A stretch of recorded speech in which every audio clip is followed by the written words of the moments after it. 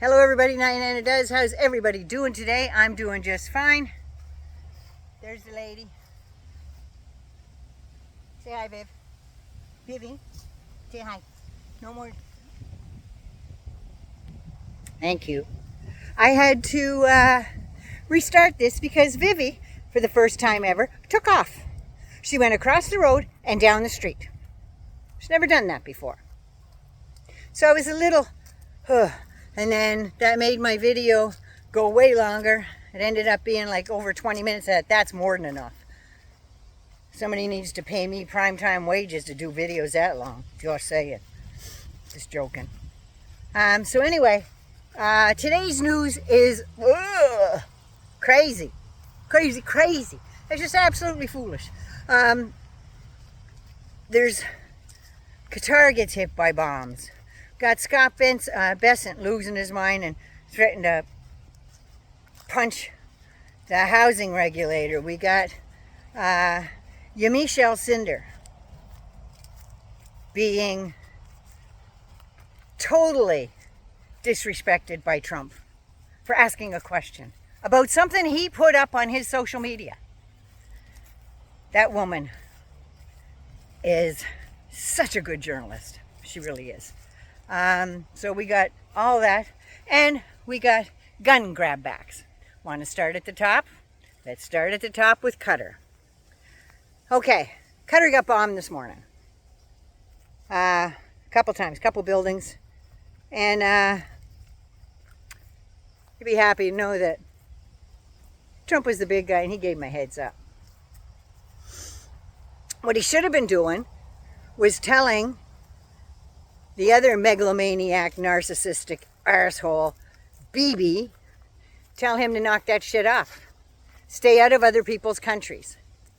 Okay, I know some people are going to go, oh, well, Qatar sponsors and hides terrorists. Yeah, they might. But there's very few of those left. Just like the numbers of people in the Gaza Strip are dwindling by the hour. Either starving them to death or blowing them up, one or the other. But Bade is not representing Israel. He is representing his own fucking ego. That's what he's doing. So he went in there looking for Hamas people, and I'm not sure, but I think I read something that they blew up one of the hostage negotiators that were working with the Qatar guys to get Israel's people back, to get those hostages back or their remains. And the one that I think they blew up, if in fact he's off the planet, unsubscribed to the living, maybe they should have thought twice, because this is the guy that worked with Joe Biden's negotiating team last year and stuff when they were negotiating getting hostages back live, and being the bigger man, which Biden should have told him to take a long hard suck of his arse, but Biden being the bigger man with his administration allowed the president-elect, he wasn't president yet, wasn't sworn in, to sit in on those negotiations because they would go into his presidency. So when the hostages came back, everybody's going, oh, look what Trump did. No, that was Biden and his people that did that. That wasn't Trump. Probably another war is going to say that he stopped now because he gave a heads up to Qatar. What's that, 11, 15? I don't know. But you don't get a peace prize by giving Bibi Netanyahu more weapons of destruction. You don't. Even the Israeli people now are out on the street saying, get rid of this guy. He is not a good person. He's not good for Israel. But see, Bibi don't want to leave, because if Bibi, and Trump for that matter, if they leave office, they're going to prison. Easy peasy. That's just the way that goes. So there's that. And Qatar, being one of the main negotiators, along with Egypt, I'm wondering if Qatar Qatar might say, well, geez, you didn't do enough to stop that, so we want our plane back. And Egypt will say, you know, we gave you all that money, apparently $17 trillion to hear Trump say it, but we gave you all that money, and we're done. We're done. We want our money back because we got spoiled goods. So all Trump's out there doing is trying to protect his wallet. That's all. That's all he cares about. So now we move on to Trump's doodle, which looked a lot like a 12 or 13-year-old's body with a typewritten on a typewriter back in the day. On a typewriter, and his little secret message for Epstein's, I call him Jepstein now, for his 50th, because the Democrats on the House Oversight Committee went ahead and subpoenaed the Epstein estate, which his brother runs, and his brother's not happy with the Trump government. They said, sure, we'll go along with that. And they sent that leather-bound book to the Democrats, and they published the picture.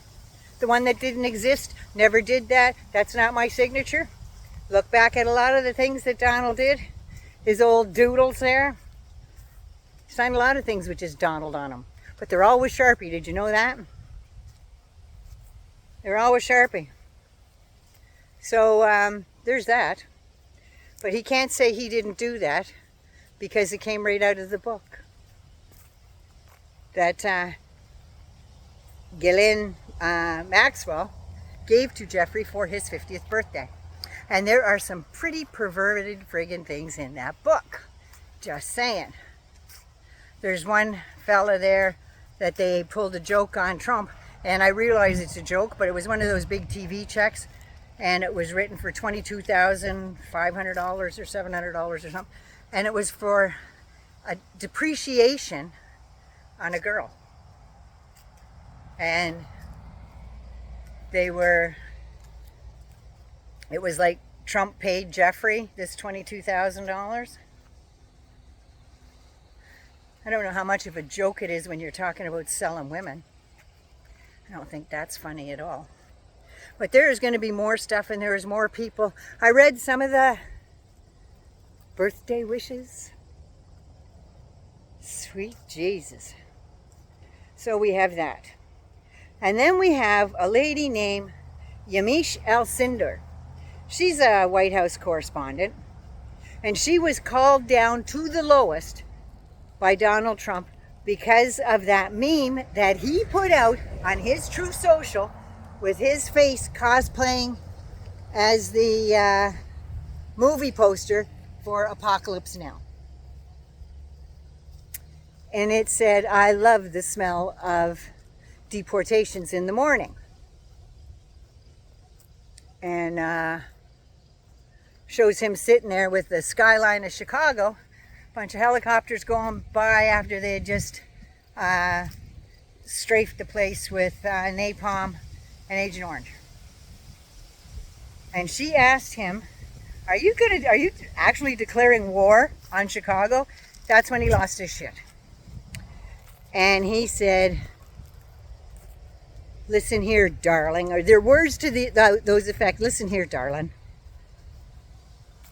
That's fake news. You don't listen. You never listen, he said. That's why you're second rate.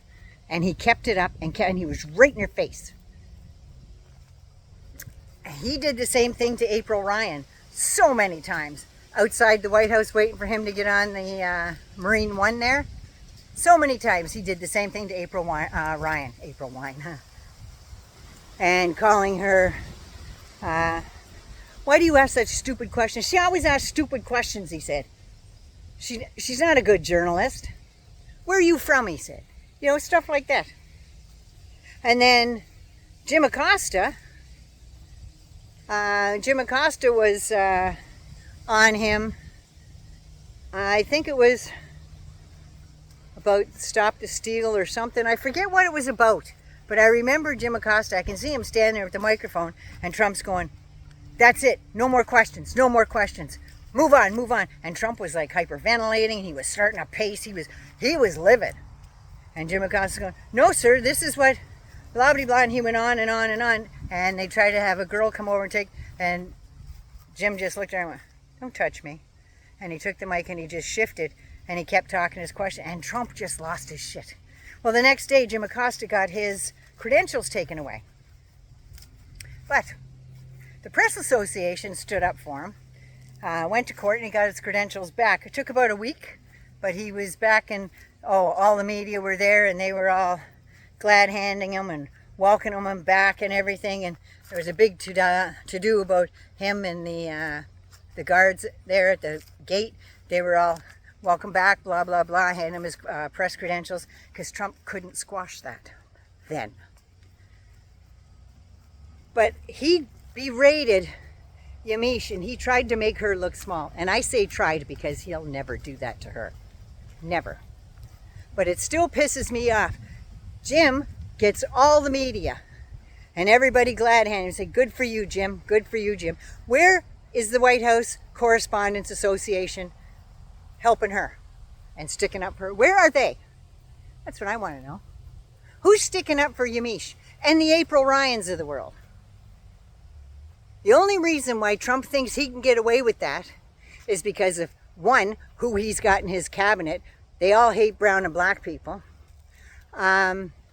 Two, Yamiche and April are both strong, black, brilliant journalists, and he can't handle that. He's never answered a question straight anyway.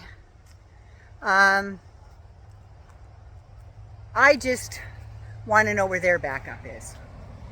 I just got a little channel here, and I'm just hoping what I can say to help out. If you know anything, send her a greeting, tell her you're proud of her on social media, wherever she is. But Yamiche Alcindor, amazing woman, amazing. So we have that, and then we have Scott Bessent. That boy needs anger management. He needs anger management, him. He can't get within 2 feet of people. And he's got thinner skin than Trump does. Mind you, Trump doesn't have the guts to say he's going to punch somebody in the mouth and actually try to do it. But Bessent has done this twice. Remember the Elon Musk thing? Start pushing and shoving in the White House. In the sacred house. He starts pushing and shoving people. Well, it was Elon Musk. So I don't know how much of a fight it'd be. But anyway, they went to a Republican, I don't know if it was like a caucus dinner or whatever the hell it is, but it was at that $500,000 membership place that the Trump lump there, Don Jr., and Steve Witkoff, his son or 2 sons, own this $500,000 membership club in Washington, D.C. called the Executive Branch. And they were holding this dinner. Well, Scott Bessent marched up to Bill Pulte, who's the housing minister, and he says, what do you mean going behind my back and bad-mouthing me to the president? You're trying to get me out. And Pulte's looking at him. Apparently Pulte didn't say too much. And Bessent goes, I'm going to punch you right in your fucking face. That's what I'm going to do. I'm going to punch your fucking face. He goes, you're a fucking jerk and all this stuff. And he just kept going on and on. And this was just cocktail hour. The dinner hadn't even started yet. And they broke it up. Witkoff's son's over there, or fuck off son, goes running over there to break it up. And as they're breaking it up, Bessent looks at me and goes, let's take this outside. I'll beat your fucking face off outside. And words to that effect. It wasn't like that, but it was pretty close if you get my meaning. So yeah, I think Mr. Witkoff needs him some serious anger management. So that's about all that's going on today. So far, geez, it's only what, 2 o'clock or something? It is 2:30. So yeah. That's what all that shit's about. Holy Christ. Anyway, 99 loves you. Be good, be safe, and please take care of you first so you can take care of somebody else. Start lifting weights or something. You don't know when you're going to run into Scott Bessent, Treasury Secretary. Seriously? I don't know, he made a lot of money for George Soros, but oh no, Soros is bad? Oh Lord. Trump's made more this year than George Soros has donated to Democrats in the last 5 years. Just saying. And it's not even a full year yet for Trump. But anyway, hangers on. Thanks for hanging on. I love you. Welcome back. And thanks for getting me where I am. Now we gotta up them subscribers. So love me, like me, share me. Don't forget to subscribe. Seem to be a little stuck here this last week or so. But that's all right. We'll get further. I don't have any memberships or anything like that. Everything's free on my channel. I don't have any sponsors. So help me out and subscribe. Write a little comment. It helps the algorithm. I love you all so much. And Miss Vivi's there like the puppy sphinx in the driveway again, catching some sun. I'm going to turn this around, but I'm going to say goodbye first. I love you all. Have a fabulous day. Might even have to come back. This is crazy. I'm breathless. Breathless. And there she is. Okay, are you ready to go and get a treat? Is it time for a poop treat, Viv? Oh no, look, we're both getting side-eye now. Oh, oh, little bugger. Okay, let's go inside. Front door. In the front. Get going. 1, 2, 1, 2. 1, 2, 1, 2. When I say that, she runs. Hee hee.